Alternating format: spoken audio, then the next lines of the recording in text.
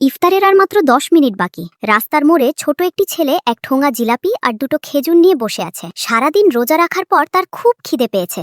সে বারবার ঘড়ির দিকে তাকাচ্ছে। এমন সময় সে দেখল পাশে এক বৃদ্ধ লোক তৃষ্ণার্ত চোখে তার জিলাপির ঠোঙার দিকে তাকিয়ে আছেন। লোকটার সামনে শুধু এক গ্লাস পানি ছাড়া আর কিছুই নেই। ছেলেটি তার জিলাপির ঠোঙাটা শক্ত করে ধরল, আর ছেলেটি ভাবল, আমি যদি জিলাপিটা দিয়ে দিই তবে আমি কি দিয়ে ইফতার করব। কিন্তু পরক্ষণেই তার মনে পড়ল, বাবা বলেছিলেন রমজান মানে শুধু না খেয়ে থাকা নয়, রমজান মানে অন্যের কষ্ট অনুভব করা। ছেলেটি উঠে গিয়ে হাসি মুখে তার জিলাপির ঠোঙা আর খেজুরগুলো ওই বৃদ্ধ লোকটির সামনে রেখে দিল। বৃদ্ধ লোকটি অবাক হয়ে বললেন, বাবা, তুমি কি দিয়ে ইফতার করবে? ছেলেটি শুধু একটু হাসল।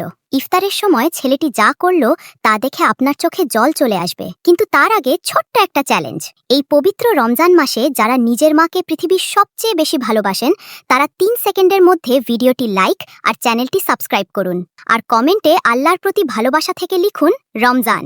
দেখি আজ কতজন মানুষ পবিত্র রমজানকে সম্মান করেন। আজানের সাথে সাথে ছেলেটি শুধু এক গ্লাস পানি খেয়ে ইফতার করল।